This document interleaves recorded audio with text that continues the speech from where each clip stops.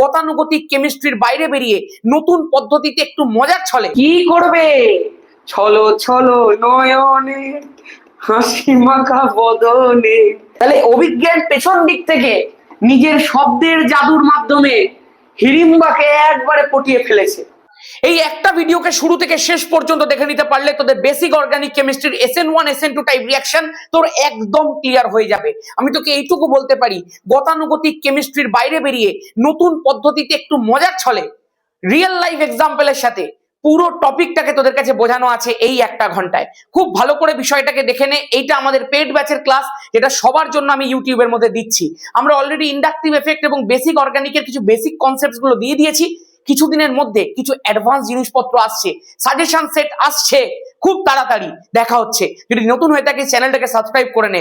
ধামাকা শুরু করা যাক। হ্যালো এন্ড ওয়েলকাম সবাইকে আমার ইউটিউব চ্যানেল অ্যাডভেঞ্চার একাডেমির আরো একটা নতুন ভিডিওতে। আমি তোমাদের মেন্টর সৈকত দাস। চল আর বেশি কথা নয়, পুরো ভিডিওটা দেখে নে। ভিডিও শেষে দেখা হচ্ছে। আমি তোকে প্রথমেই যেটা বলবো সেটা হচ্ছে সাবস্টিটিউশন রিঅ্যাকশনের ব্যাপার, এবং এই সাবস্টিটিউশন রিঅ্যাকশন কয় প্রকারের হয়ে থাকে। দেখ, আগের দিন তোদেরকে আমি ইলেকট্রোফাইল আর নিউক্লিওফাইলের বিষয়ে বলেছি। নিউক্লিওফাইল মানে তারাই যারা নিউক্লিয়াস লাভিং স্পিসিস হয়, যারা নিউক্লিয়াসের মধ্যে যেতে চায়, নিউক্লিয়াসের মধ্যে গিয়ে আঘাত করতে চায়, মানে তাদের কাছে ইলেকট্রন বেশি থাকে, সেই জন্যই তারা নিউক্লিয়াসের কাছে যেতে চাইছে। মানে নিউক্লিওফাইল হচ্ছে এমন স্পিসিস যাদের মাথার মধ্যে হয় নেগেটিভ চার্জ আছে, আর না হলে তাদের কাছে ইলেকট্রন পেয়ার আছে, যেটাকে তারা ডোনেট করতে পারবে। হয়েছে? এবার দ্বিতীয় একটা তোদেরকে বলেছিলাম ইলেকট্রোফাইল। ইলেকট্রোফাইল মানে এমন স্পিসিস যাদের ইলেকট্রন কম রয়েছে, যাদের মাথার উপরে পজিটিভ চার্জ রয়েছে। এখন বিষয়টা হচ্ছে কি বলতো, এই যে ইলেকট্রোফাইল আর এই যে নিউক্লিওফাইল আমি তোদেরকে শিখিয়েছি বা বলেছি, এর মাধ্যমেই তোকে সাবস্টিটিউশন রিঅ্যাকশন করতে হবে। আমি তোকে সাবস্টিটিউশনের বিষয়টা বলেছিলাম আগের দিন। ধর এখানে অঙ্কিত রয়েছে, আর অঙ্কিতের সাথে অঙ্কিতের বান্ধবী চুলবুলি রয়েছে। তো অঙ্কিত আর অঙ্কিতের বান্ধবী চুলবুলি একদিন হঠাৎ করে বাজারের মধ্যে গেছে। তো চুলবুলি এখন কি করছে না, অঙ্কিতকে খুব ভালো করে বকাঝকা দিচ্ছে যে অঙ্কিত বাজার করতে পারে না। অঙ্কিতকে বলেছে গাজর কিনতে, অঙ্কিত চলে গেছে শশা কিনতে। মানে ও খুব একটা চুলবুলির কথা শুনছে না, মহাজাতি সদনের কাছে গিয়ে বাজার করছে, আর স্ট্যাটাস দিচ্ছে কলকাতা কামিং, এইসব। তো ওই জন্য চুলবুলি যথেষ্ট বিতস্রত হয়ে উঠেছে। চুলবুলি অঙ্কিতকে আর পছন্দ করছে না। এখন হঠাৎ করে রাস্তার মধ্যে মহাজাতি সদনের সামনে দিয়ে যাচ্ছিল সার্থক। সার্থক বেশ লম্বা চওড়া, একদম রোগা খিলখিলে চেহারা। চওড়া নয়, লম্বা লম্বা রোগা খিলখিলে চেহারা। এখন সার্থককে দেখে চুলবুলির খুব পছন্দ হয়ে গেছে। চুলবুলি ভাবছে, হে কি অঙ্কিতের সাথে আমি এতদিন ধরে পড়ে আছি, আমি সার্থকের সাথে যাবো। তো এই চুলবুলি কি করলো, অঙ্কিতকে তার জীবন থেকে সরিয়ে দিল এবং অঙ্কিতের জায়গার মধ্যে নিয়ে চলে এলো সার্থককে। যখনই অঙ্কিতের জায়গার মধ্যে সার্থক চলে এলো, তার মানে সার্থক অঙ্কিতকে প্রতিস্থাপিত করে দিল। This is the meaning of substitution. একজনকে সরিয়ে দিয়ে আরেকজনের সাথে বন্ধুত্ব করে নেওয়া। এখন বিষয়টা হচ্ছে অঙ্কিত যাবে কোথায়? অঙ্কিত ভবঘুরের মতো ঘুরে বেড়াবে। অঙ্কিত চারিদিকে ঘুরে ঘুরে ঘুরে ঘুরে লাস্টে কিছু সুযোগ না পেয়ে একটাই রাস্তা বেছে নেবে, সেটা হচ্ছে কিনলের বোতল। কিনলের বোতল সে আমার কাছ থেকে ধার নিয়ে যাবে এবং সেখানটায় পুরোপুরি ভাবে, বুঝতেই পারছি, নদীর ধারে বসে সুন্দরভাবে সে জল খাবে। তো এখন বিষয়টা হচ্ছে, এই যে সাবস্টিটিউশনের গল্পটা তোকে আমি আগের দিনও শুনিয়েছিলাম একটু, আর আজকে একটু শোনালাম হালকা করে। এই সাবস্টিটিউশনটা যদি মানুষের জীবন ছেড়ে কেমিস্ট্রির জীবনে ঘটে, তখন সেই সাবস্টিটিউশন দুটো প্রকার হয়ে যায়। কি কি প্রকার হয়ে যায়? একটা সাবস্টিটিউশন হয় ইলেকট্রোফিলিক সাবস্টিটিউশন।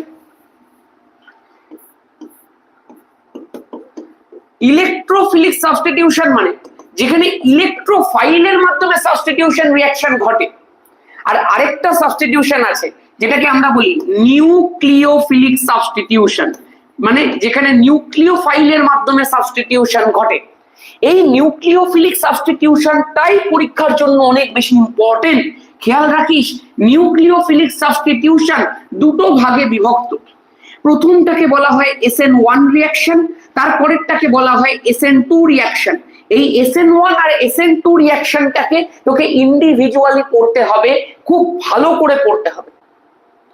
এখন দেখ, যে কোনো সম্পর্কের বিভাজনের পেছনে দুটো কারণ থাকতে পারে।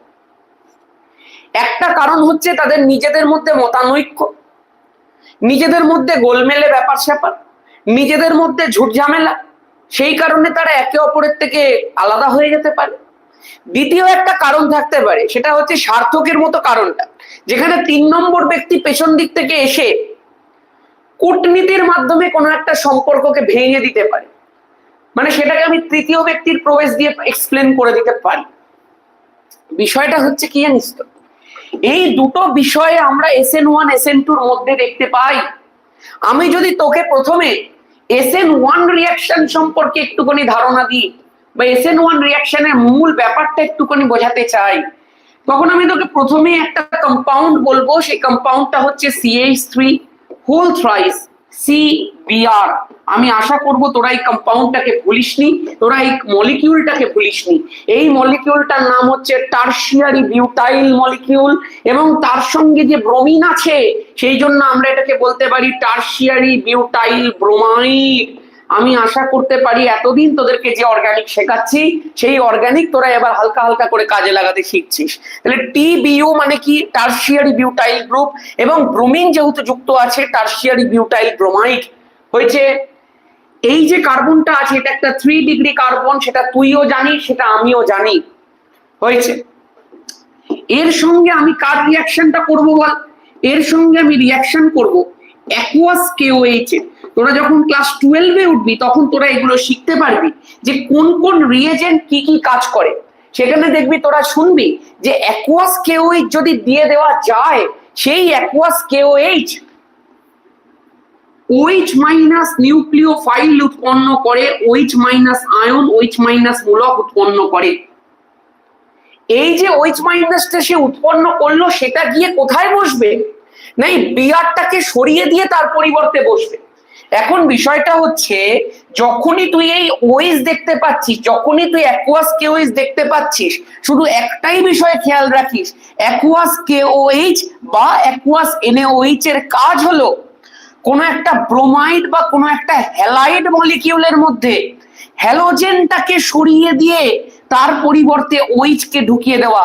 তুমি যদি এইটুকু মাথায় রাখতে পারো তাতে enough enough enough. Simple, halogen মলিকিউলটাকে সরিয়ে দেবে, সরিয়ে দিয়ে তার পরিবর্তে OH মলিকিউলটাকে ঢুকিয়ে দেবে। তাহলে বলো এখান থেকে প্রোডাক্ট কি হয়ে গেল?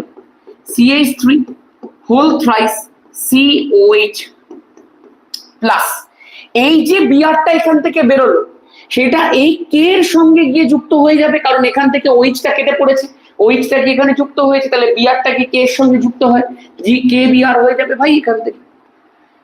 দেখো বিষয়টা খুব সিম্পল লাগলেও অ্যাকচুয়াল জিনিসটা এরকম এতটা সিম্পল নয়।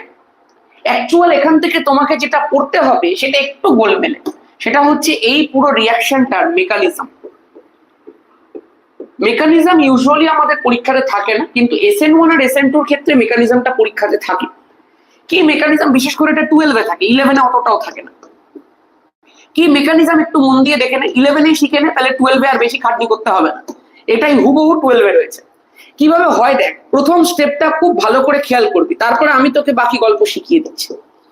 CH3 হোল থ্রাইস CBr এই যে মলিকিউলটা রয়েছে, সেখানে কার্বন আর ব্রোমিনের মধ্যে খুব সংকট চলছে, জানিস তো।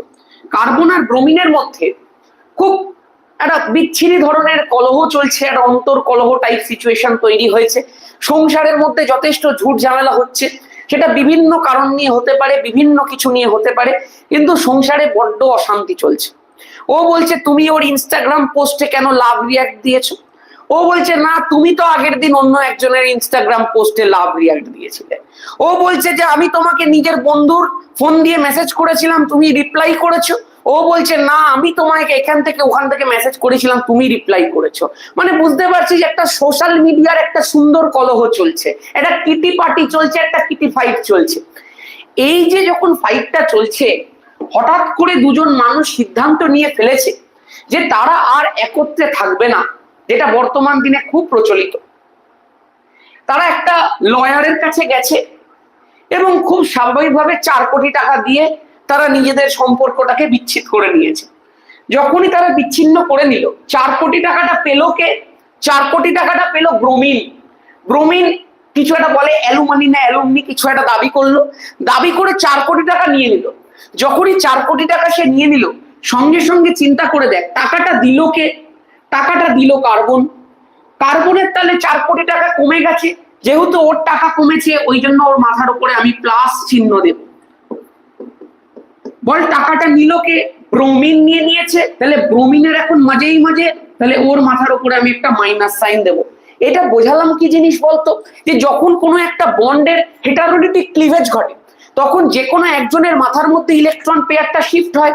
কার মাথার মধ্যে শিফট হয়েছে? অবশ্যই হ্যালোজেনের মাথার উপর শিফট হবে ভাই, কার্বনের মাথায় তৈরি হবে। তাহলে হ্যালোজেনের মাথার উপরে শিফট হয়েছে, সে 4 কোটি টাকা নিয়ে কেটে পড়েছে ভাই। গল্প এখানে শেষ যদি হয়ে যেত তাহলে খুব ভালো। এখন দুজনেরই মন হালকা হালকা ভারাক্রান্ত। একজন পজিটিভ চার্জ নিয়ে বসে আছে, একজন নেগেটিভ চার্জ নিয়ে বসে আছে। খেয়াল রাখিস একটা কথা, কোনো একটা কম্পাউন্ড যতটা স্টেবল, কোনো আয়ন কোনো মূলক ততটা স্টেবল নয়। অণু পরমাণুর যতটা বেশি স্থায়িত্ব থাকে, একটা কম্পাউন্ডের যতটা বেশি স্থায়িত্ব থাকে, একটা যৌগের যতটা বেশি স্থায়িত্ব থাকে, এই যৌগটা ভেঙে গিয়ে যখন এরকম ভাবে আয়নে তারা বিভক্ত হয়ে গেল, যখন তারা কার্বন আয়ন বা যে কোনো একটা অ্যানায়ন বা যে কোনো একটা কার্বোক্যাটায়ন বা যে কোনো ক্যাটায়ন আয়ন তৈরি করলো, এই স্টেপটা কিন্তু অতটা বেশি ফেভারেবল স্টেপ হয় না। এই জন্যই স্টেপটা স্লো স্টেপ হয়। এখন তুই আমাকে একটা প্রশ্ন করতে পারিস যে দাদা তুমি বেছে বেছে এই কম্পাউন্ডটাকেই নিয়েছিলে কেন? আমি তো হালকা হালকা কিছুটা হিন্ট পাচ্ছি। কি হিন্ট পাচ্ছ? না তুমি এই কম্পাউন্ডটাকে ইচ্ছা করে নিয়েছিলে, তুমি জানতে যে এই রিয়াকশনটা একটা SN1 রিয়াকশন হতে চলেছে। আমি বললাম কি করে জানলাম? না উপরে লেখা রয়েছে। কিন্তু তা সত্ত্বেও এই রিয়াকশনটার মধ্যে তুমি এটা নিয়েছিলে, তার একটা বিশেষ কারণ আছে। কি কারণ? না কারণটা হচ্ছে এই রিয়াকশনটার মধ্যে তৈরি হয়েছে একটা কার্বোক্যাটায়ন। এই যে কার্বোক্যাটায়নটা তৈরি হয়েছে তোদেরকে আমি শিখিয়েছি 3 degree carbocation is the most stable carbocation. কারণ 3 ডিগ্রি কার্বোক্যাটায়নে এই পজিটিভ চার্জ যুক্ত কার্বনের সঙ্গে 3খানা মিথাইল গ্রুপ কানেক্টেড আছে। 3টে মিথাইল গ্রুপ তাদের প্লাস আই এফেক্ট আর তাদের হাইপার কনজুগেটিভ হাইড্রোজেন এফেক্টের মাধ্যমে এই কার্বনের মাথার উপরের পজিটিভ চার্জটাকে স্টেবল করবে। এবং তোরা প্রত্যেকেই জানিস সত্যি 3 ডিগ্রি কার্বোক্যাটায়ন অনেক বেশি স্টেবল হয়। To give stability to that 3 degree carbocation আমি ইচ্ছা করেই এই কম্পাউন্ডটাকে SN1 রিঅ্যাকশনের মধ্যে অ্যাজ সাবস্ট্রেট নিয়েছিলাম। আস্তে আস্তে বুঝতে পারছিস নিশ্চয়ই। এইবার এইটা তো গেল আমার স্টেপ নাম্বার 1।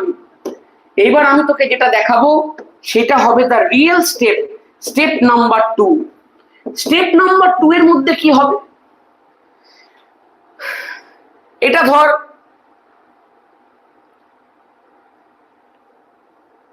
সূর্য আর সূর্যর বউ ছিল। সূর্য বিয়ের পরেও যেই অ্যাডভান্সের প্রিপারেশন নিচ্ছে এবং যেই অ্যাডভান্সের প্রিপারেশনের নামে যে কোনো একটা কোম্পানির ভিডিও দেখার বদলে ইনস্টাগ্রামে মেয়েদেরকে মেসেজ করছে। ওটা হঠাৎ করে ওর বউ দেখতে পেয়ে গেছে এবং দেখতে পেয়ে গিয়ে সমস্যা কলহ হয়েছে এবং দুজনের মধ্যে বিচ্ছেদ ঘটে গেছে। সূর্য তখনও সুন্দর করে ভিডিও দেখে দেখে স্থায়িত্ব পাচ্ছে, কিন্তু ওর বউ 4 কোটি টাকা নিয়ে কেটে পড়েছে। হঠাৎ করে সূর্য একদিন বইয়ের ফাঁকে মোবাইল ঢুকিয়ে হঠাৎ একটা মেয়েকে দেখতে পেয়ে গেল এবং স্বাভাবিকভাবে সেই মেয়েটাও সেই ইনস্টিটিউটেই পড়তো যে ইনস্টিটিউট থেকে ও যেই অ্যাডভান্সের প্রিপারেশন করছে। টাকা টাকা টাকা টাকা টাকা টাকা করে মেসেজ করে ফেললো। কিন্তু এইবারে কিন্তু আমি সূর্যকে খুব একটা দোষ দিতে পারবো না, তার কারণ তার অলরেডি বিচ্ছেদ হয়ে গেছে। সে অলরেডি এমন একটা কন্ডিশনে রয়েছে যেখান থেকে সে অন্য একজনের সাথে বাইন্ডেড হতে চাইছে। সে দেখতে পাচ্ছে তার কাছে একটা সুযোগ আছে। মিডিয়ামের মধ্যে অ্যাকুয়াস কেওইচ দিয়ে দেওয়া হয়েছে। অ্যাকুয়াস কেওইচ মানেই অ্যাকুয়াস কেওইচ থেকে উৎপন্ন হবে OH মাইনাস আয়ন। তাহলে CH3 হোল থ্রাইস C+ এর কাছে একটা সুন্দর অপশন অলরেডি অ্যাভেলেবেল। অপশনটা হচ্ছে OH মাইনাস এর অপশন। এখানে কিন্তু আমি তাকে কোনো রকম গালাগাল দিতে পারি না, তার কারণ অলরেডি বিচ্ছেদ ঘটে গেছে। সুতরাং সূর্য হচ্ছে বাপের বেটা, ও কোনো দোষ করেনি। ও সামনাসামনি বইয়ের মধ্যে মোবাইল ঢুকিয়েছে, ঢুকিয়ে ও মেসেজ করেছে, ওর কাউকে এক্সপ্লেনেশন দেওয়ার কোনো প্রয়োজন নেই, ও কাউকে চিট করছে না।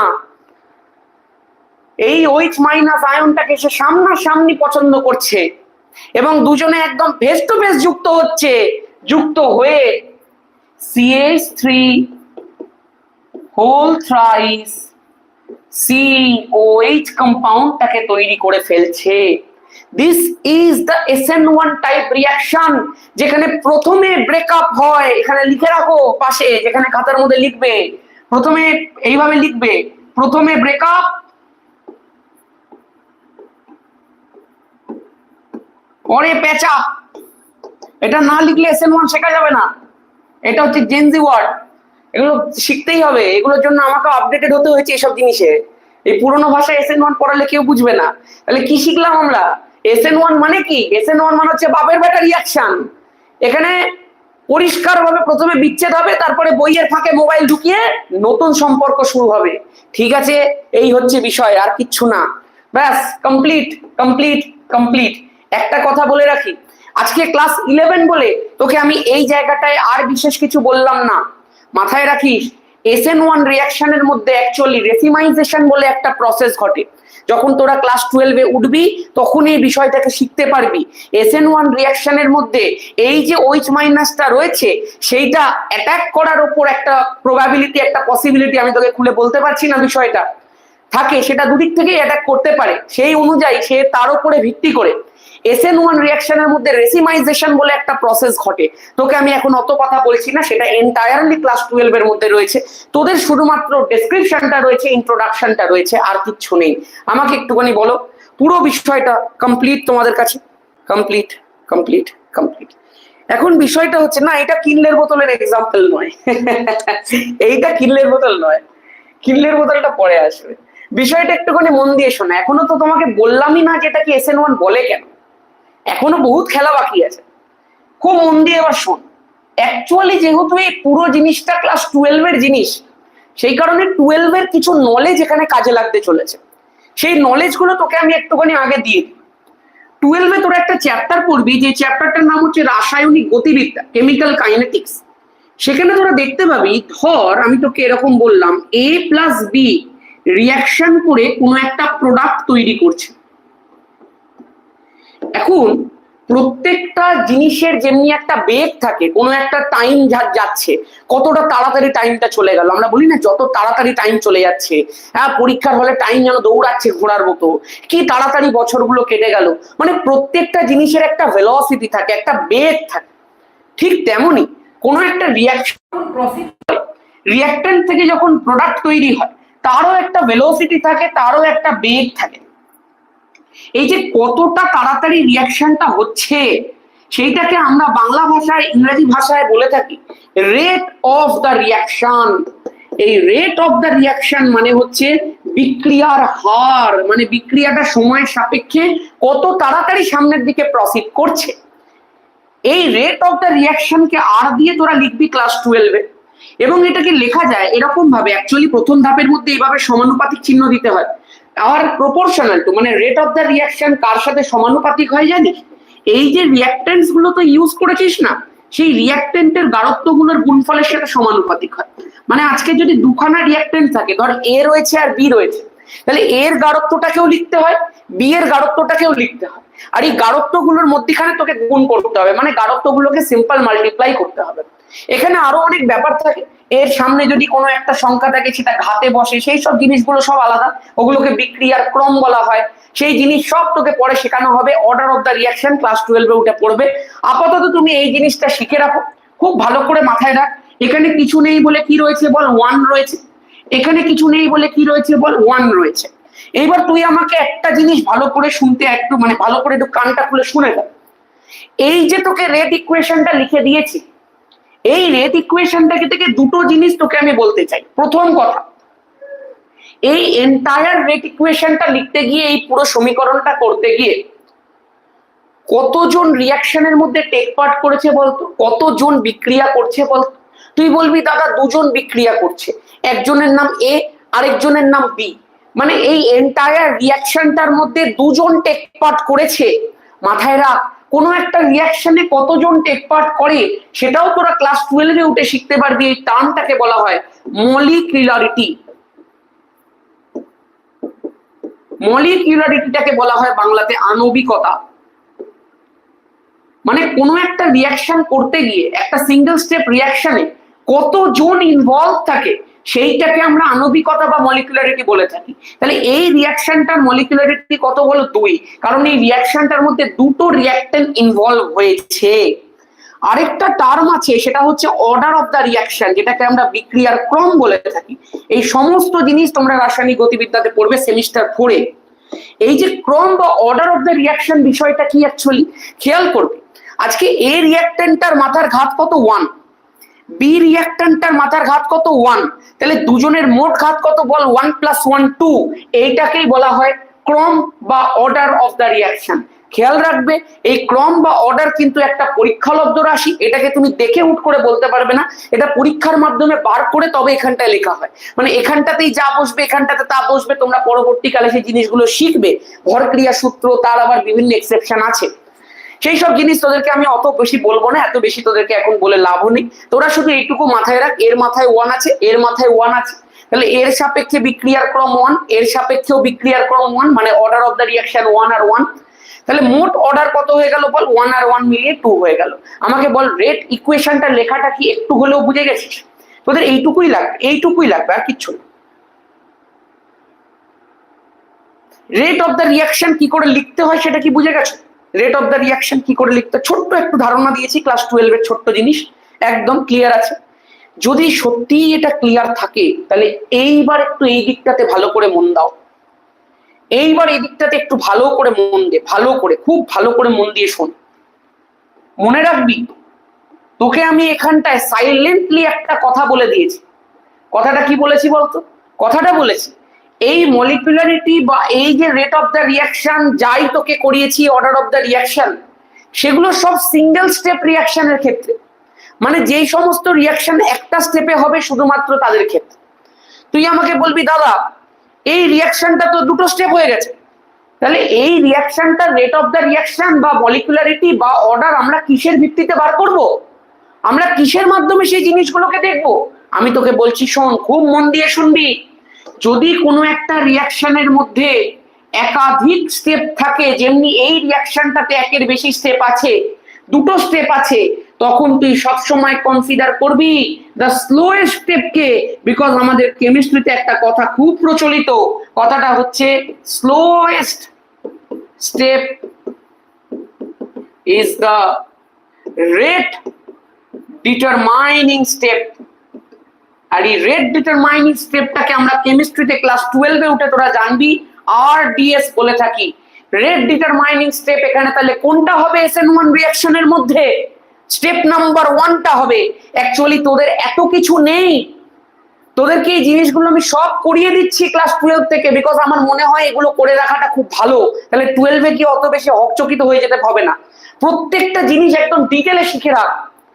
তাহলে এই যে প্রথম স্টেপটা রয়েছে সেই স্টেপটাকেই আমরা হার নির্ণায়ক ধাপ বা রেট ডিটারমিনিং স্টেপ বলবো, কারণ প্রথম স্টেপটাতে কার্বোক্যাটায়ন তৈরি হচ্ছে।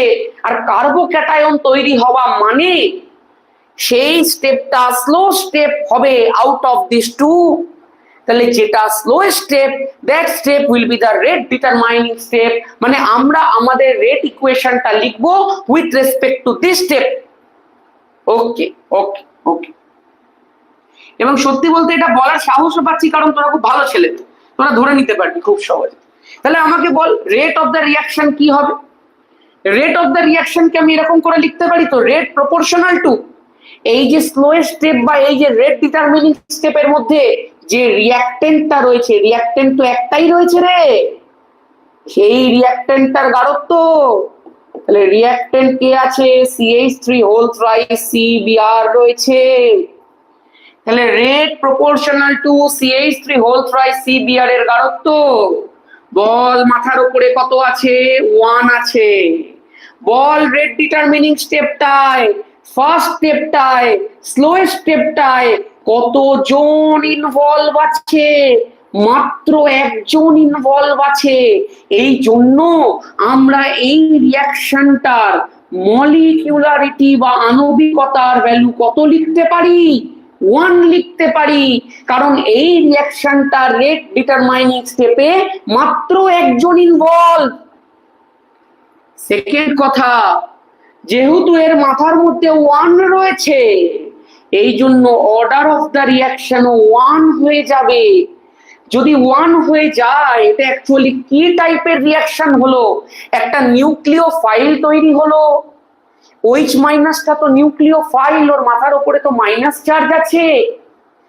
এই নিউক্লিওফাইলটা গিয়ে বিআরটাকে সাবস্টিটিউট করলো, বিআরটাকে সরিয়ে দিল, সরিয়ে দিয়ে তার পরিবর্তে ঢুকে পড়লো। সেটা দুটো স্টেপে হতে পারে, কিন্তু অ্যাকচুয়ালি তো হয়েছে তাই। এইটা রিঅ্যাক্টেন্ট ছিল, এটা প্রোডাক্ট। মানে OH মাইনাস গিয়ে বিআর কে সরিয়ে তার জায়গাতে বসছে। মানে এই রিঅ্যাকশনটা একটা সাবস্টিটিউশন রিঅ্যাকশন। এই রিঅ্যাকশনটা একটা প্রতিস্থাপন রিঅ্যাকশন, একটা প্রতিস্থাপন বিক্রিয়া। বাট এই প্রতিস্থাপনটা, এই সাবস্টিটিউশনটা, যেটা কিনা একটা নিউক্লিওফিলিক সাবস্টিটিউশন, তার অর্ডারটা কত? 1, বা তার মলিকিউলারিটিটা কত? 1। এই জন্য আমরা সেই রিঅ্যাকশনটাকে ছোট করে বলে থাকি সাবস্টিটিউশন নিউক্লিওফিলিক অফ অর্ডার 1 বা সাবস্টিটিউশন নিউক্লিওফিলিক অফ মলিকুলারিটি 1, যেটাকে আমরা ছোট ভাষায় SN1 বলে থাকি। যেই SN1 রিঅ্যাকশনে অ্যাকচুয়ালি দুখানা স্টেপ হয়, যেখানে স্লো স্টেপটাকে নিয়ে আমরা রেট ইকুয়েশন লেখার পরে বুঝতে পারি যে রেট ডিটারমাইনিং স্টেপে একজনই ইনভলভ থাকে। সেই জন্য রিঅ্যাকশনটার নাম SN1 রিঅ্যাকশন। প্রত্যেকের কাছে বিষয়টা কনফার্ম এন্ড ক্লিয়ার? আমাকে একটু কনফার্ম করে দাও প্রত্যেক। সেকেন্ড স্টেপটা ফার্স্ট হচ্ছে কেন ভাই? সম্পর্ক ভেঙে যাচ্ছে রে প্রথম স্টেপটায়। অনেক ঝগড়া, অনেক বিতণ্ডার পরে সম্পর্ক ভাঙে। এই জন্য প্রথম স্টেপটা একটু স্লো হচ্ছে।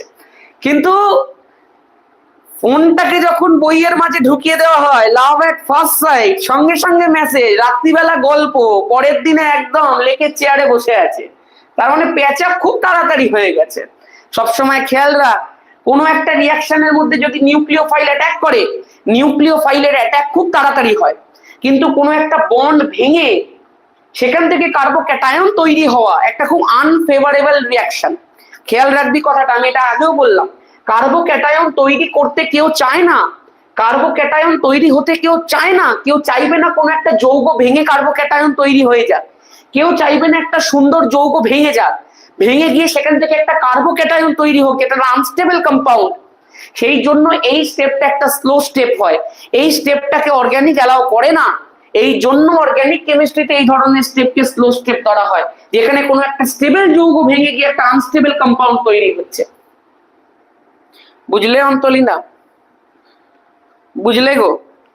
আমাকে একটু কনফার্ম করো পুরো বিষয়টা প্রত্যেকের কাছে ক্লিয়ার আছে?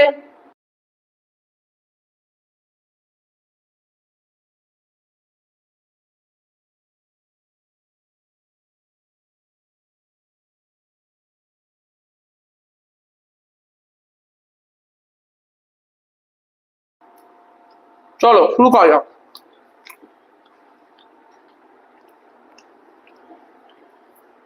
একদম একদম। কি সুন্দর খেতে রে। আমি ফুচকা নিয়ে এসেছি রে, কি সুন্দর ফুচকা, কেউ লোভ দেবে না। নেক্সট, এইবার একটুখানি মন দিয়ে শুনবে প্রত্যেকে, খুব ভালো করে শুনবে। নেক্সট যে কনসেপ্টটা রয়েছে, যেটা তোমাদের পরীক্ষাতে আসে, সেটা হচ্ছে SN1 বিক্রিয়ার সক্রিয়তা। তোমাকে 4খানা অ্যালকিল ব্রোমাইড দিয়ে দেওয়া হবে। প্রথমে তোমাকে দেওয়া হবে CH3Br, তারপরে তোমাকে দেওয়া হবে CH3CH2Br, তারপরে তোমাকে দেওয়া হবে CH3 হোল টুয়াইস CHBr, তারপরে তোমাকে দেওয়া হবে the final one CH3 whole thrice CBr। তোমাকে বলতে বলা হবে এই চারটের মধ্যে কোনটা সব থেকে ভালো করে SN1 রিয়াকশন করে। তুমিও পরিষ্কার বুঝতে পারছো, আমিও পরিষ্কার বুঝতে পারছি যে এইখান থেকে যে কার্বোক্যাটায়নটা তৈরি হবে সেটা হবে CH3+। এখান থেকে যে কার্বোক্যাটায়নটা তৈরি হবে সেটা হচ্ছে CH3CH2+। এখান থেকে যে কার্বোক্যাটায়নটা তৈরি হবে সেটা হচ্ছে CH3 হোল টুয়াইস CH+। আর এখান থেকে যে কার্বোক্যাটায়নটা তৈরি হবে সেটা হচ্ছে CH3 হোল থ্রাইস C+। যেহেতু তোরা প্রত্যেকে জানিস যে SN1 রিঅ্যাকশনের ফার্স্ট স্টেপে কার্বোক্যাটায়ন তৈরি হয়, সেই কারণে কার্বোক্যাটায়নের স্টেবিলিটি দেখেই SN1 রিঅ্যাকশনের সাবস্ট্রেটের সক্রিয়তা মাপতে হয়। খেয়াল রাখ, যেহেতু সব থেকে বেশি স্টেবল 3 ডিগ্রি কার্বোক্যাটায়ন, সেই জন্য তার SN1 এর সক্রিয়তা বাকিদের থেকে অনেক অনেক বেশি। তারপরে 2 ডিগ্রি কার্বোক্যাটায়ন, তারপরে 1 ডিগ্রি কার্বোক্যাটায়ন, আর তারপরে মিথাইল কার্বোক্যাটায়ন। আশা করতে পারি সক্রিয় প্রত্যেকের কাছে ক্লিয়ার আছে। আমাকে বলে দাও কনফার্ম SN1 রিঅ্যাকশন থেকে যা যা আসে, SN1 থেকে যা যা আসে একদম ক্লিয়ার? হ্যাঁ, কিনলের সাথে ফুচকা, ওহো বিজ্ঞান, জিও জিও, বিজ্ঞানের অভিজ্ঞতা আছে কিন্তু কিনলের সাথে ফুচকা খাওয়ার একদম ক্লিয়ার আছে। চল চল দেখি নেক্সট। আমি কিন্তু কোনোদিন কিনলে ফিনলে খাই না, এটা কিন্তু একটা বিষয় আছে। আমি কোনোদিন আজ পর্যন্ত খাইনি কিনলে। হ্যাঁ, জল খেয়েছি, কিনলে খাইনি। ঠিক আছে, চল এদিকে দেখ। নেক্সট নেক্সট কি আছে? নেক্সট যেটা আছে, যেটা পরীক্ষাতে আসে, সেটা হচ্ছে SN1 রিঅ্যাকশনে দ্রাবক কি কাজে লাগে। দ্রাবক মানে কি? দ্রাবক মানে হচ্ছে সলভেন্ট। মানে অ্যাকচুয়ালি সলভেন্ট কিন্তু একটা খুব গুরুত্বপূর্ণ জিনিস। একটা রিঅ্যাক্ট্যান্টকে যখন নিউক্লিওফাইলের সংস্পর্শে আনতে হয় তখন কিন্তু সলভেন্টের ভূমিকা অসামান্য। এই যে সলভেন্ট আছে SN1 রিঅ্যাকশনের জন্য বা substitution nucleophilic of reaction order 1 বা মলিকুলারিটি 1, এই রিঅ্যাকশনটার জন্য যে সলভেন্টটা অ্যাকচুয়ালি লাগে সেটা হচ্ছে জল। তুই বলবি কেন জল? তার কারণ জল হচ্ছে একটা পোলার প্রোটিক সলভেন্ট। তুই যদি ক্লাস 12-এ পড়তিস তাহলে তোকে এই প্রোটিক কথাটার অ্যাকচুয়াল মানেটা তোকে বুঝিয়ে দিতাম যে প্রোটিক জিনিসটা অ্যাকচুয়ালি কিসের জন্য লাগে। প্রোটিক মানে হচ্ছে যারা হাইড্রোজেন বন্ডিং করতে পারে। যে সমস্ত সলভেন্ট গুলোর হাইড্রোজেন বন্ডিং এর পসিবিলিটি থাকে বা প্রবাবিলিটি থাকে তাদেরকে আমরা প্রোটিক সলভেন্ট বলে থাকি। আর এই পোলার কথাটার মানে তোরা বুঝতেই পারছিস, যার মধ্যে ধ্রুবীয়তা রয়েছে। ধ্রুবীয়তা মানে হচ্ছে জলের মধ্যে যেমনি একটা ডাইপোল মোমেন্ট কাজ করে হাইড্রোজেন থেকে অক্সিজেনের দিকে, এই জন্য এটাকে আমরা পোলার বলি। আর প্রোটিক বলি তার কারণ এটা হাইড্রোজেন বন্ডিং করতে পারে। পোলার প্রোটিক সলভেন্ট কেন লাগে? তার কারণ SN1 রিঅ্যাকশনের মধ্যে রেট ডিটারমিনিং স্টেপে বা RDS এর মধ্যে কার্বোক্যাটায়ন ইনভলভ থাকে। যেহেতু কার্বোক্যাটায়ন তৈরি হয়ে থাকে সেই জন্য কার্বোক্যাটায়ন যেহেতু একটা পজিটিভ চার্জ যুক্ত সেন্টার, সেইটাকে স্টেবিলিটি দেওয়ার জন্যই আমরা মেনলি পোলার প্রোটিক সলভেন্টকে ইউজ করে থাকি। এই জন্যই আমরা মেনলি জলটাকে ইউজ করি SN1 এর দ্রাবক রূপে। ব্যাস, SN1 থেকে ক্লাস 11 লেভেলে যা যা পড়তে হয় সেগুলো সব তোমাকে আমি শিখিয়ে দিয়েছি। 12 লেভেলে শুধু এর উপর তোমাকে একটা ছোট্ট এডিশন করতে হবে, সেটা হচ্ছে SN1 রিঅ্যাকশনের স্টিরিওকেমিস্ট্রি। SN1 রিঅ্যাকশনের স্টিরিওকেমিস্ট্রিটা তোমাকে একটু মন দিয়ে সেখানে পড়তে হবে। সেখানে তোমাকে জাস্ট এইটাই জানতে হবে কিভাবে SN1 এর মধ্যে রেসিমাইজেশন প্রসেসটা ক্যারি আউট হয়। ব্যাস, আর নতুন করে তোমায় কিছু পড়তে হবে না, যা পড়িয়ে দিয়েছি এই আছে 12-এ। ঠিক আছে, আমি তাই করি প্রত্যেক বছর। 12-এর মধ্যে গিয়ে ভালো করে একটু জাস্ট স্টিরিওকেমিস্ট্রি পার্টটাকে শিখিয়ে দিলেই হয়ে যায়।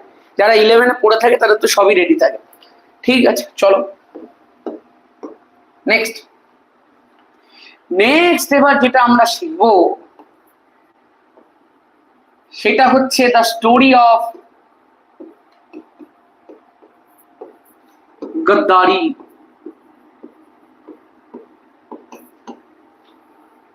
কিনলের বোতল লোডিং, একদম দামি কিনলের বোতল আছে, স্টোরি অফ গাদ্দারি লোডিং হচ্ছে এবং এখানে আমাদের মডেল কে কে হবে, কাদের কাদের নিয়ে স্টোরি অফ গাদ্দারি শেখানো হবে, কাদের কাদের নিয়ে শেখানো হবে। জল অ্যাম্ফিপ্রোটিকটা তো ইয়ের কনসেপ্ট রে, আয়নীয় সাম্যের কনসেপ্ট। কাকে নিয়ে শেখানো হতে পারে রে? একটু তোরা একটু সাজেস্ট কর কাকে নিয়ে শেখানো যেতে পারে।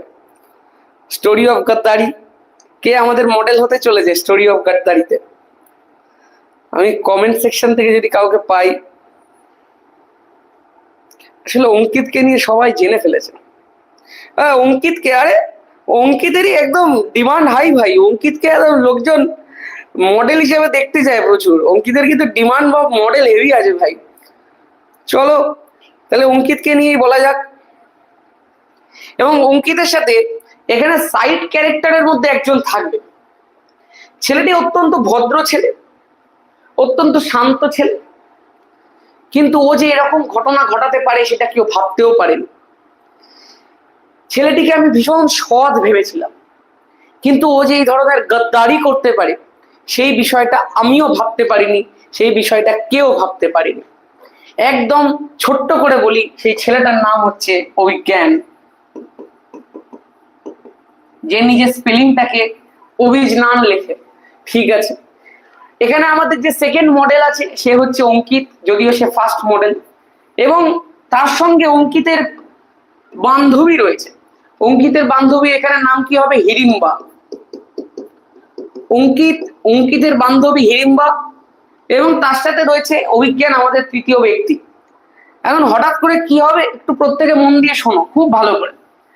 অঙ্কিত আর হিড়িম্বা, এই হচ্ছে আমাদের অঙ্কিত, মহাজাতি সদনে গিয়ে বডি ফটি বানিয়ে ফেলেছে। এই না, অঙ্কিতের বডি হলে কি করে হবে? অঙ্কিতের বডি নেই। অঙ্কিতের সঙ্গে আছেন আমাদের হিড়িম্বা ম্যাডাম।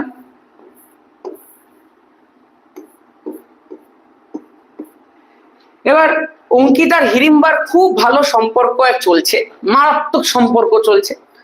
1 বছর কাটলো, 1.5 বছর কাটলো, 2 বছর কাটলো। অঙ্কিত 6 মাস পর পর কেক নিয়ে সেলিব্রেট করছে। 6 মাস পর পর শাহরুখ খানের পোজে এমনি করে শাহরুখ খানের দেখেছি, শাহরুখ খানের পোজই লাগিয়েছি ওকে। শাহরুখ খানের পোজে এরকম করে ছবি তুলছে হিড়িম্বার সাথে।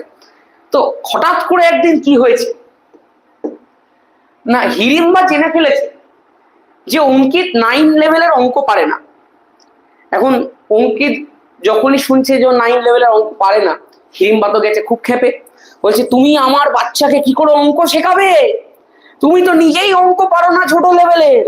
তখন অঙ্কিত কান্নাকাটি করছে, বলে আমি সৈকতদাকে ফোন করবো এক্ষুনি, সৈকতদা আমাকে বেসিক থেকে সব শিখিয়ে দেবে, আমি সব পেরে যাবো, তুমি এরকম করো না, আমি এক্ষুনি ফোন করছি বেসিক থেকে শেখার জন্য। তারপরে ও তখন হিড়িম্বা বলছে, না তুমি এখানেও ব্যাকলগ লাগিয়ে দেবে, তোমার বেসিক থেকে আর কোনোদিন শেখা হবে না, তোমার ব্যাকলগই ব্যাকলগ চলবে। তোমার প্রথমে চন্দননগরের পুজো, তারপরে কলকাতা কামিং, তারপরে পরের মাসে জন্মদিন, তারপর জানুয়ারি থেকে কামব্যাক, এই চলতে থাকবে, কোনোদিনই কামব্যাক হবে না। সেই সময় একদিন হঠাৎ ঝামেলা করতে করতে করতে করতে মার্কেটের মধ্যে চলে এসছে 662 নম্বর পাওয়া অভিজ্ঞান। অভিজ্ঞান নিজের এত হোয়াইট চশমা,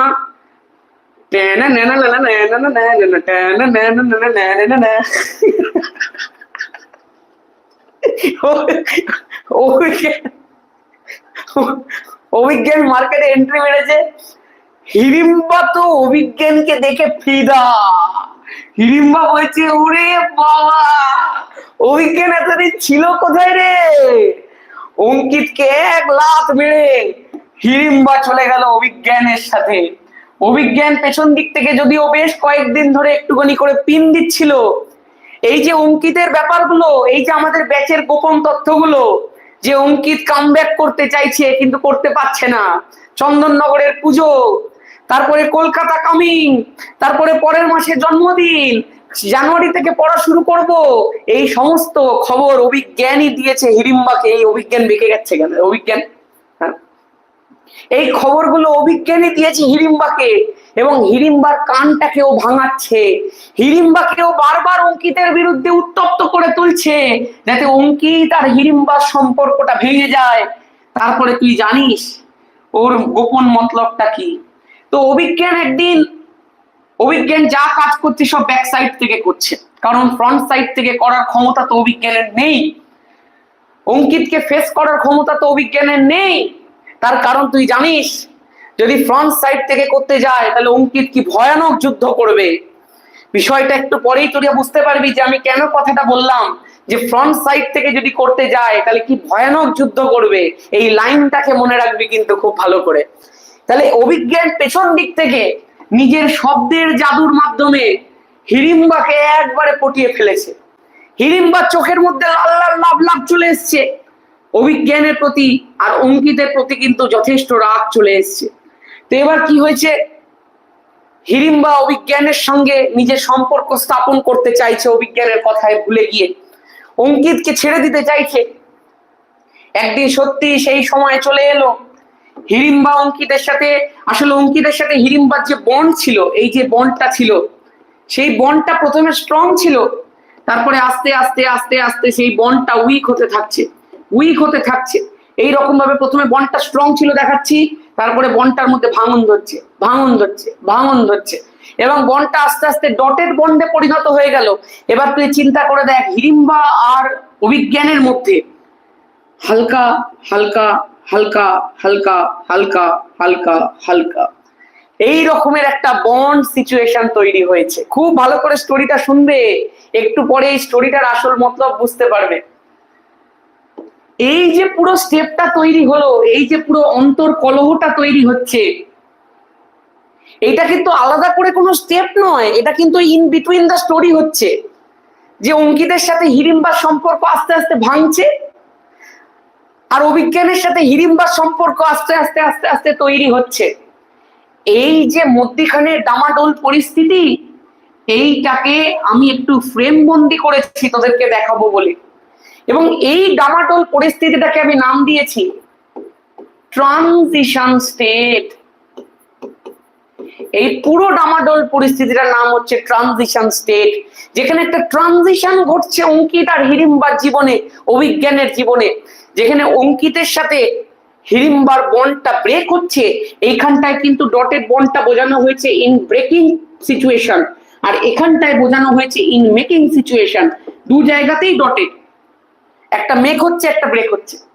একটা সময় পরে গিয়ে তুই একটা বিশেষ জিনিস দেখতে পাবি। কি দেখতে পাবি বল?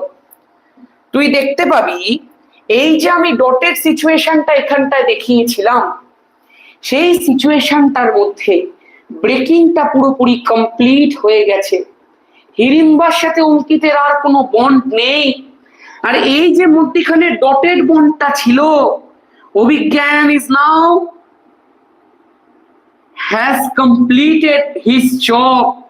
This bond is now so strong. এবং আস্তে আস্তে এই মেকিং প্রসেসটাও কমপ্লিট হয়ে গেল, এবং তুই বুঝতে পারছিস একটা নতুন যৌগ তৈরি হয়ে গেল।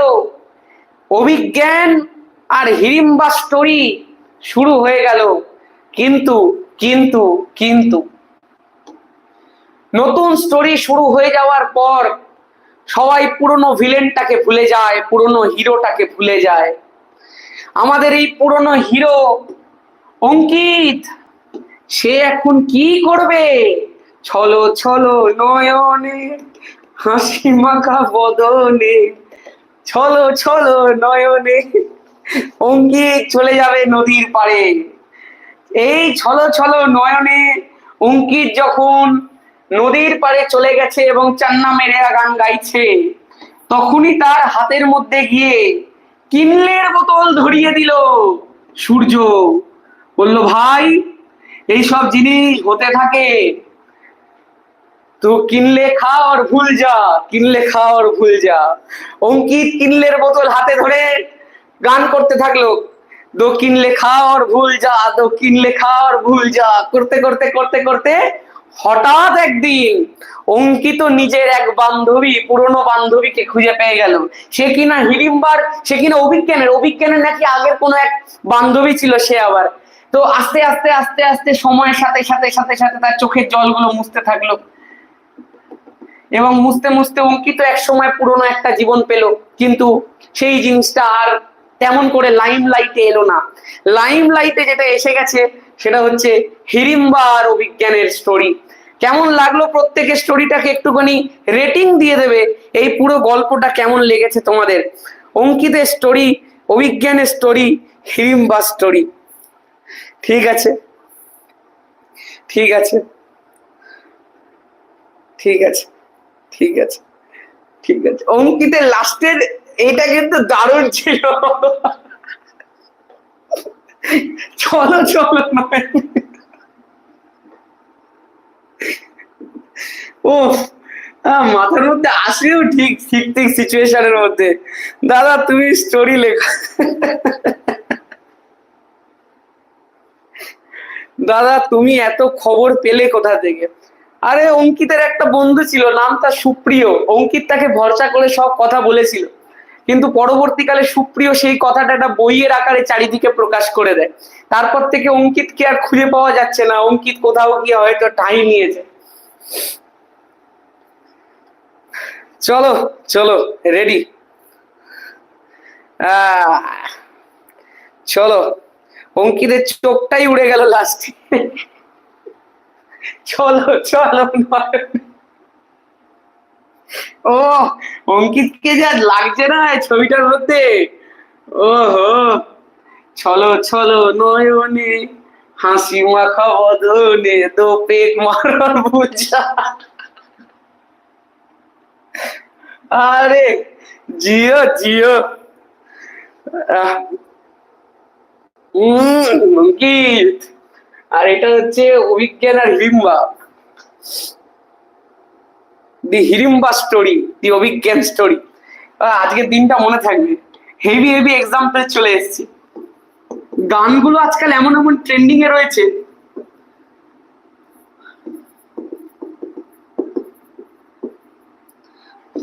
ইনি হচ্ছেন হিড়িম্বা ম্যাডাম,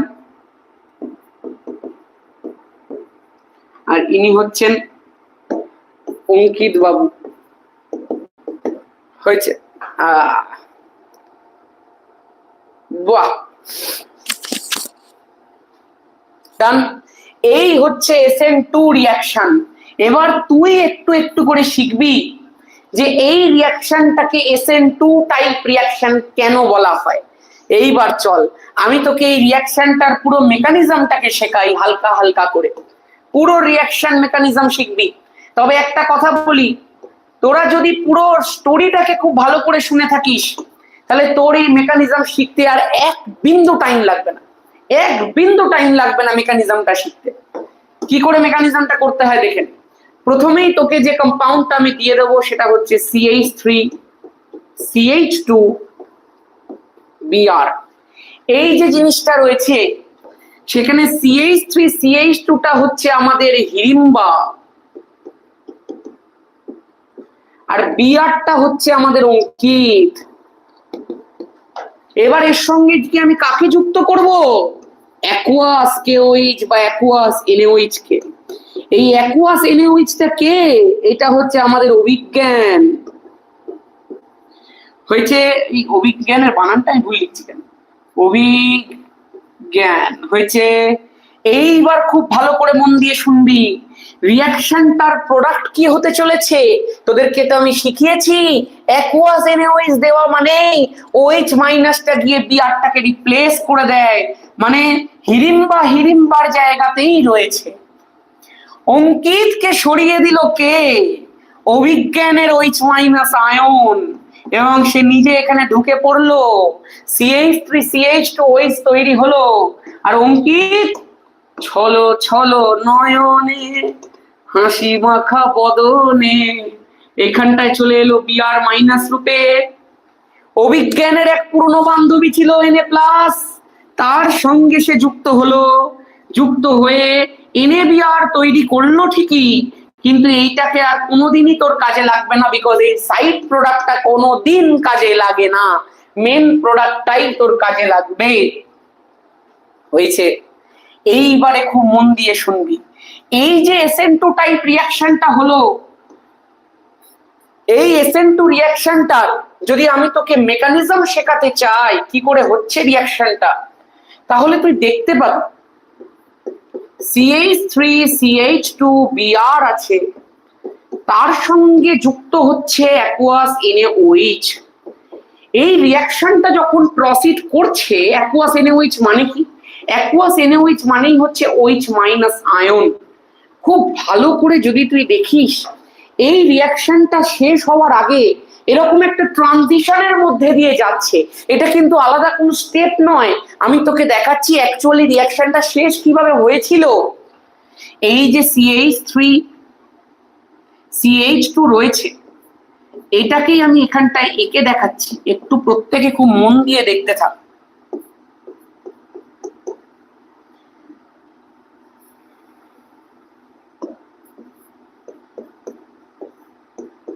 এটাকে আমি কি আঁকলাম বলতো?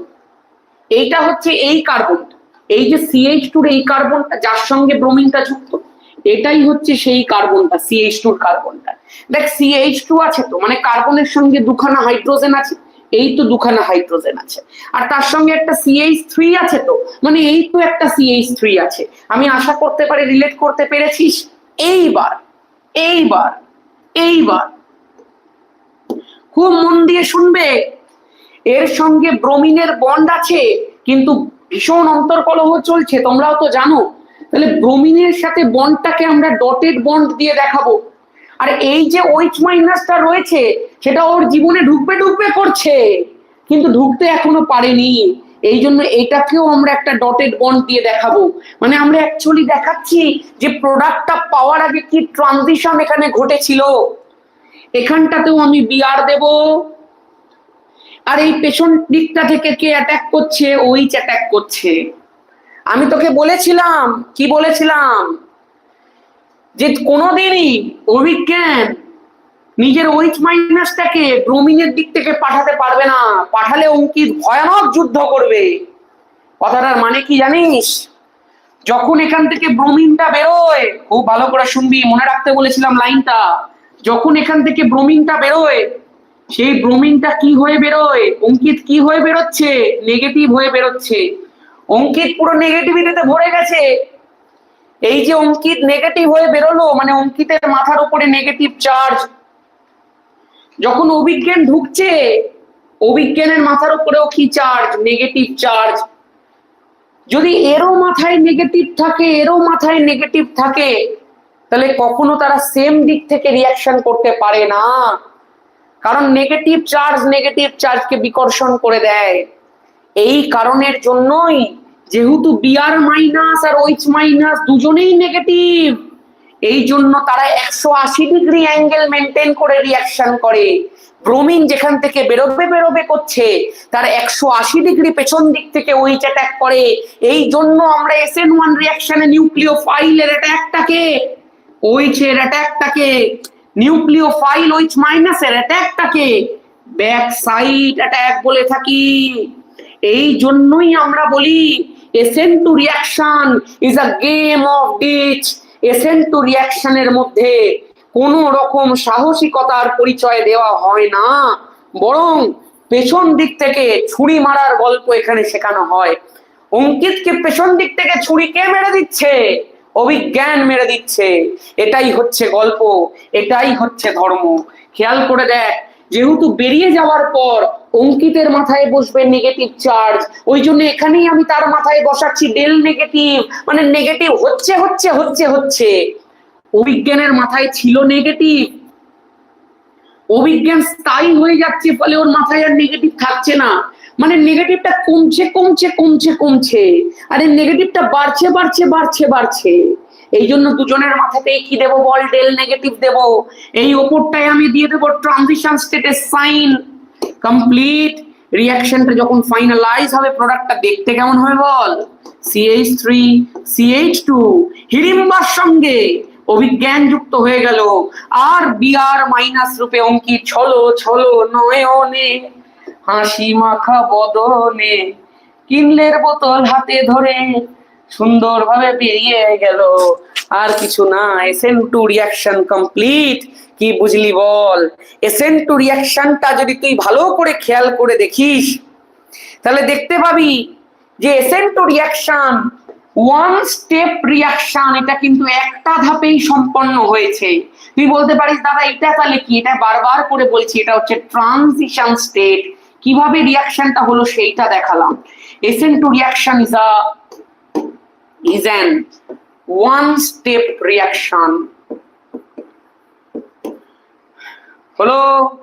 যেহেতু ওয়ান স্টেপ রিয়াকশন এটা, সেই কারণে এইটার মধ্যে RDS বলে কোনো আলাদা স্টেপ হবে না। এখানে যে ওয়ান স্টেপ হচ্ছে সেটাই RDS। এবার যদি আমি তোকে রেট ইকুয়েশনটা লিখতে বলি, রেট ইকুয়েশনের rate of the reaction proportional to কি হয়ে যাবে বল? RDS এর মধ্যে কে কে ইনভলভ? CH3CH2Br আর OH মাইনাস দুজনেই ইনভলভ। তাহলে CH3CH2Br এর সঙ্গে রিঅ্যাক্ট করবে OH মাইনাস আয়ন। সুতরাং দুটো স্পিসিস RDS এ ইনভলভ, রেট ডিটারমিনিং স্টেপে ইনভলভ। এর মাথায় 1, এর মাথায় 1, দুজন ইনভলভ। মলিকিউলারিটিটা 2, মলিকুলারিটিটা যদি 2 হয়, অর্ডারটা যদি 2 হয়, সাবস্টিটিউশন তো ঘটেইছে, নিউক্লিওফাইল গিয়ে ঘটিয়েছে, এই জন্য বলা হয় সাবস্টিটিউশন নিউক্লিওফিলিক অফ অর্ডার বল কি মলিকুলারিটি বল 2। এই জন্য রিয়াকশনটার নাম SN2 রিয়াকশন। বলো প্রত্যেকের কাছে complete the game of teach. কিনলের বোতল জিন্দাবাদ। হিড়িম্বা অ্যাকচুয়ালি মহাভারতে ভীমের বউ, বুঝলি?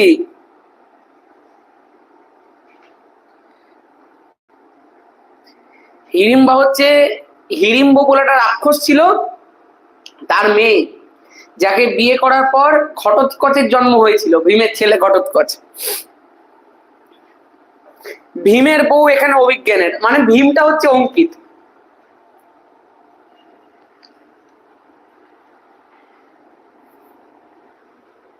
চল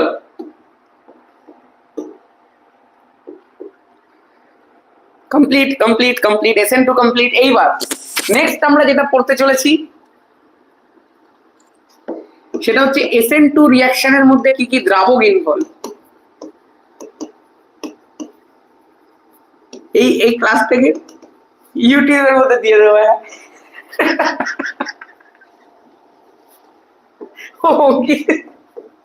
অঙ্কিত আমার বলবে ব্যাচের ক্লাস ইউটিউবে দেওয়া যাবে না। SN2 কি কি দ্রাবক ইউজ হয় দেখ, খুব মন দিয়ে খুব ভালো করে শুনবি। হ্যাঁ, SN2 রিয়াকশনের মধ্যে যেহেতু কোন রকম ভাবে তুই বুঝতে পারছিস কোনো কার্বোক্যাটায়ন এখানে ইনভলভ হচ্ছে না, কিন্তু এখানে কিন্তু আয়ন তৈরি করার বিষয়টা থাকছে।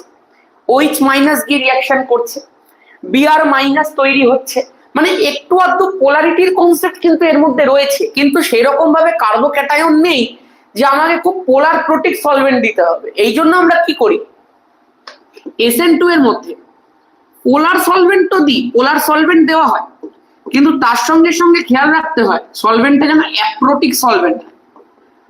মানে তোরা যদি ক্লাস 12-এ পড়তিস তাহলে এই সময় আমি আরেকটুখানি বলতাম তোদেরকে যে অ্যাকচুয়ালি SN2 রিয়াকশনের মধ্যে ইনভার্সন বলে একটা প্রসেস হয়।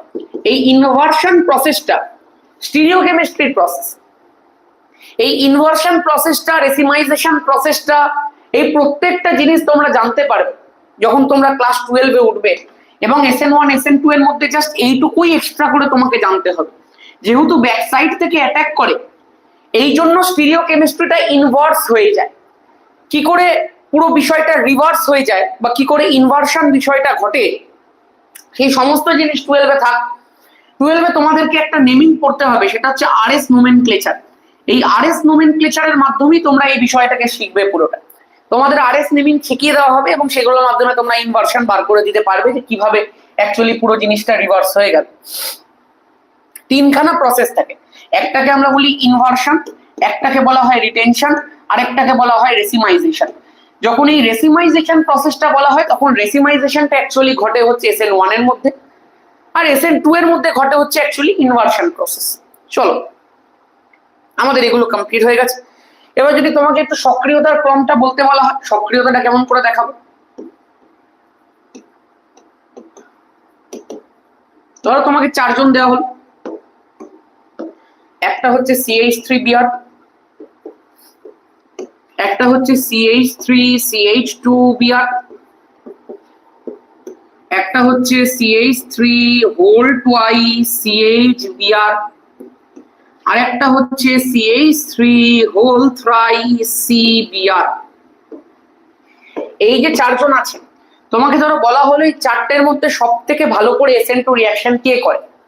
দেখ, SN2 রিয়াকশনের মধ্যে কোনো রকম ভাবে কার্বোক্যাটায়নের ইনভলভমেন্টের কোনো দরকার পড়ে না। সেই কারণের জন্য তুই আমাকে এখানে পরিষ্কার অ্যান্সার দিয়ে দিতে পারিস যেটা সব থেকে বেশি ভালো করে কাজে লাগবে, but the real thing is এর পেছনে আরো একটা কারণ থাকে। সেই কারণটা একটুখানি মন দিয়ে দেখ। সেই কারণটা হচ্ছে এই ধরনের, খুব ভালো করে লক্ষ্য কর, চিন্তা কর। যেগুলো যেগুলো বলে দিচ্ছি খুব ভালো করে মনে রাখ, পরীক্ষাতে এগুলোই তোকে দেবে।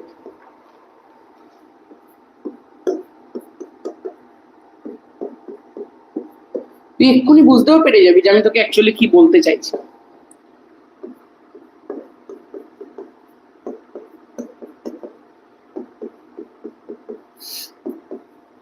দেখ, কি দেখলি বলতো?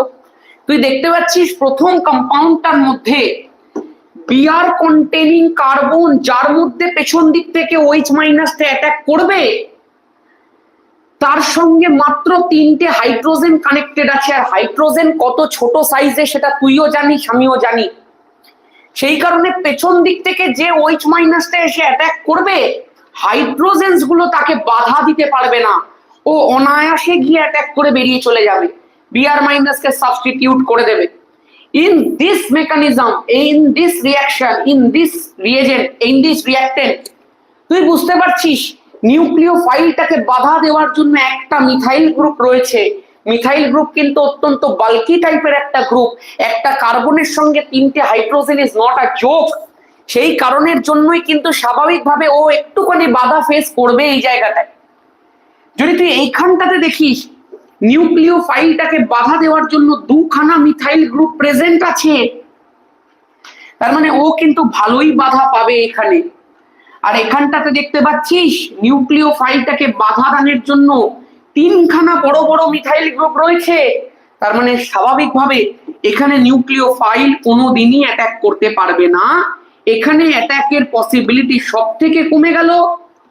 তার থেকে একটু ভালো পসিবিলিটি এখানে আছে, কিন্তু তাও এটা কম। তারপরে এটা সব থেকে ভালো পসিবিলিটি এটাই আছে। সেই কারণে বলা হয় যদি SN2 করতে হয়, হয় তুমি এটাকে চুজ করো, নাহলে তুমি এটাকে চুজ করো। বাকি দুটোর মধ্যে SN2 হওয়ার পসিবিলিটি খুব কমে যায়, বরং SN1 রিয়াকশন হয়ে যায় তার পরিবর্তে। যদি কেউ এইটার সাথে গিয়ে অ্যাকুয়াস কেউ অ্যাড করে দেয়, তাহলে সেখানে SN2 মেকানিজম ফেভারেবল হবে না, সে SN1 এর মাধ্যমে সাবস্টিটিউশন করে দেবে। এখানেও যদি দিয়ে দেওয়া হয় দেখা যাবে SN2 হচ্ছে না, SN1 এর মাধ্যমে সাবস্টিটিউশন হয়ে যাবে। কিন্তু এই দুটোর মধ্যে যেহেতু কার্বোক্যাটায়ন স্টেবিলিটি ভালো থাকে না, সেই কারণে SN1 হতে পারে না, এই জন্য এখানে SN2 এর মাধ্যমে সাবস্টিটিউশন হবে। আমি আশা করতে পারি নিউক্লিওফিলিক সাবস্টিটিউশন থেকে 11 লেভেলে যা যা ছিল আমি সবকিছু তোদেরকে করিয়ে দিলাম, কমপ্লিট হয়ে গেল। শুধুমাত্র একটুখানি এর এক্সাম্পলটা দিয়ে তাহলেই শেষ। পোলার অ্যাপ্রোটিক সলভেন্টের এক্সাম্পল একটা হচ্ছে DMF, ডাইমিথাইল ফর্মামাইড, আরেকটা তুই নিয়ে নিতে পারিস DMSO। যদি তুই চাস, যদি তুই করতে চাস, আমি বলবো না, খুব একটা সাজেস্ট করবো না, তুই DMSO স্ট্রাকচারস গুলোকে একবার দেখে নিতে পারিস, এর থেকে বেশি তোকে আর কিছু করতে হবে না। ব্যাস, complete. SN1 SN2 nucleophilic substitution reaction full complete. আমাকে বলে দাও কনফার্ম? হ্যাঁ হ্যাঁ হ্যাঁ। আমি আশা করব পুরো টপিকটা তোরা ভালো করে বুঝতে পেরেছিস। এইবার শুধু একটা কথা তোদেরকে বলছি, শোন, কিছুদিনের মধ্যে আমি বেসিক অর্গানিক কেমিস্ট্রির আরো কিছু গুরুত্বপূর্ণ টপিক নিয়ে আসবো। থার্মোডিনামিক্স এর ওয়ান শট নিয়ে আসবো, টপিক ওয়াইজ একদম অঙ্ক ধরে ধরে সলিউশন নিয়ে আসবো, সাম্যাবস্থারও তাই, রেডক্সেরও তাই, এবং প্রিভিয়াস ইয়ার্স কোয়েশ্চেন তোদেরকে আমি করাবো বিগত 7 বছরের। সুতরাং যারা নতুন আছিস অবশ্যই চ্যানেলটাকে একটুখানি সাবস্ক্রাইব করে নে। আমাদের যে মেন চ্যানেল তার পাশাপাশি শুধুমাত্র 11-12 এর জন্য আমি এই চ্যানেলটা খুলেছি। মেন চ্যানেলের মধ্যে প্রায় 37,000 মতো সাবস্ক্রাইবার হয়ে গেছে। এবার বিষয়টা হচ্ছে যে আমাদের নেক্সট যেটা সেশন প্ল্যান হচ্ছে সেটা হয়তো দুদিনের মধ্যেই চলে আসবে। সেই কারণে সবাই ভালো থাকিস, সুস্থ থাকিস এবং চ্যানেলটার দিকে একটু নজর রাখিস। জয় ধামাকা।